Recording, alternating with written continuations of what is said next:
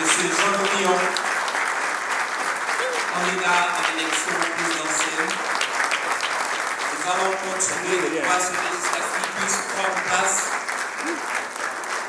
Jean-Louis Billon ratisse large chez les entrepreneurs privés. Pendant plus d'une heure, le président du Congrès démocratique s'est soumis aux questions des opérateurs économiques. Jean-Louis Billon veut améliorer l'accès au financement pour les petites et moyennes entreprises. Émergent des entrepreneurs tous les jours. On le sait par la centrale des bilans, par les impôts qu'ils payent. On peut les identifier, voir ceux qui sont en train d'évoluer rapidement. Et à un moment donné, on les approche pour voir comment on peut les accompagner, les soutenir et faciliter leur vie, au lieu de rendre la vie plus difficile. Ils sont déjà là. Ils ont simplement besoin de ce trépied qui va leur permettre d'atteindre le niveau supérieur. De quoi parle-t-on? De préférence nationale. Et moi, je le dis clairement, je pratiquerai la préférence nationale. Il faut se souvenir que j'ai fait passer la loi sur les PME, le projet Phoenix qui est là mais qui n'est toujours pas mis en application, où dans les grands projets publics, on doit imposer au moins 30% du marché à une sous-traitance locale.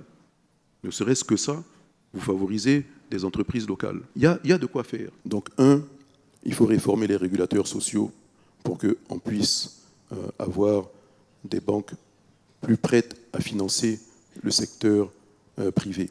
Ensuite, fort de mon expérience ailleurs, avoir un fonds de souveraineté dont une grosse partie sera dédiée justement à l'accompagnement, au financement des entreprises pour pouvoir leur apporter des garanties. Pour le président du Congrès démocratique, il faut cesser l'exonération fiscale pour renforcer les recettes publiques.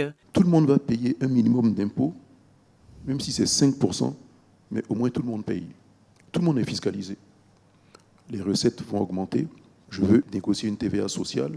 Il y a des secteurs où on doit avoir une TVA plus basse et des secteurs où on peut dire vous aurez des BIC moins élevés parce que vous faites appel à l'épargne publique quand vous allez demander une cotation à la BRVM. La lutte contre la corruption est également une priorité pour Jean-Louis Billon. Le jour où vous allez sanctionner fortement, je peux vous dire qu'ils feront attention. Il n'y a que par l'exemplarité et la sanction réelle. Jean-Louis Billon promet au secteur privé un meilleur environnement des affaires s'il est élu à la tête du pays. Avec Dieu,